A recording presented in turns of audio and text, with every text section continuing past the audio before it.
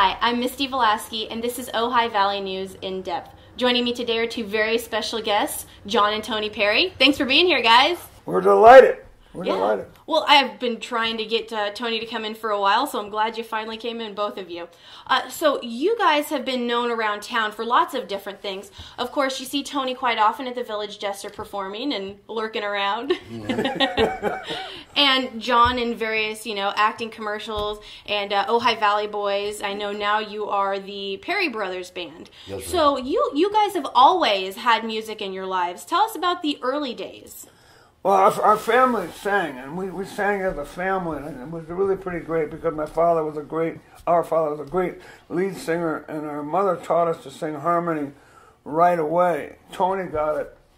He always had to find the hard part. It was the easy part to find, and I would find that first, of course. And then he always got stuck singing the hard parts. We sang rather than conversing. It's a lot easier. But we would sing in the car a lot, and I don't think we would sing to make us happy. It just song just kind of came out of the moment when we were happy. Mm-hmm. And as you got older, music continued to be a big part of your lives. What is this I keep reading about the Serendipity Singers? You guys have been around. You had to mention that, didn't you? I had to. This is the 60s, starting 63, 4, 5, right after college. Yeah. John and I and the late Gamble Rogers joined them kind of as a unit. Hired guns, we were. But there were some hit records, and we did all the major TV shows. But and Ed Sullivan, Johnny Carson, Ed big Sullivan, names. Yeah. Ed Sullivan's the last total fear experience because it was live the world over and no retakes, no nothing. No place to hide. But in the 60s, 1964, the Beatles had 4 out of the 5 top songs, and we had the other, which was called awesome. Don't Let the Rain Come Down. You want to sing it? Yeah, please. Come on, let's do it. Let's hear it. No, it was one guy sang, oh, and then the next one was, oh, no. And I was, oh, no. So it got me here. Serendipity Singers, yeah. So over the years, I know things have evolved. We talked about the Village Jester. How would you classify your music, individually and as brothers? Tony's a jazz guy, and which I supposed to got mean he's interested in more jazz, sophisticated. I don't know. Explain that. I don't know. It was just seeking our own level a little bit as brothers, just two of us. A little bit of that. That I got a little bit more urban, a little more New York-y kind of stuff. I moved to New York. I guess that's it. But there were 2 summers at the Lenox Music Barn when I heard all the greats. Duke Ellington, Billie Holiday, all of everybody. When I was 16, and it was very indelible. They were powerful people. And John was listening to different people. I mean, Joan Baez. But we also had a lot of church music, formal singing, glee club singing, all that kind of thing that we got from my grandparents and our parents, sure. Which is a tradition. And that was a lot of it. Just learning music through school, through college, all that. So there weren't any gaps in it. It was always right there. Mm-hmm. And you guys aren't just musicians, of course. John, we've seen you in all different kinds of movies and commercials. And yeah. I Googled you and I YouTubed you. I've never been Googled. And you are the Old Spice guy from the 70s. Wow. I was. And you know what's funny? I used to play hockey.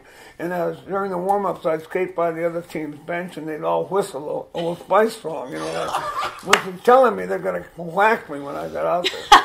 But it's funny to be kind of known for that when I have things that I consider a little bit more of an achievement. But commercials, I mean, were very, very big deal to me, and buying my first house and all that kind of stuff.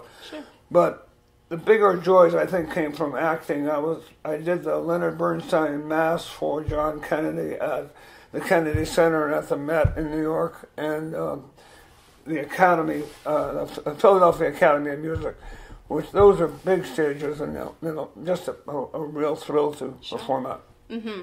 And you've done a lot of acting with your son, Matt Perry. Well, Mathew and I act a lot, particularly around the dinner table. Our dinner table, Thanksgiving table, is very funny. He and I it was his movie, Fools Rush In with Selma Hayek. Sure. He was paired with Selma, which is that's tough duty right there. And I played his father, which I think is very smart casting, and it was hysterical. And the place to be on that set was in the makeup trailer when Mathew and I were in there together. It was hysterical. It was just a lot of fun. Now, I went to school with your daughter, Maria, since 7th grade all the way up through Nordhoff. And the thing that always makes me laugh is I remember watching that movie, George of the Jungle, and seeing the credits, and I go up to her one day and I said, "Is that your dad?"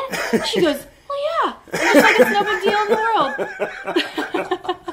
And I was so excited. You know, it's just one of the greatest things is you pop up everywhere, and we see you in so many different things. Oh, thanks.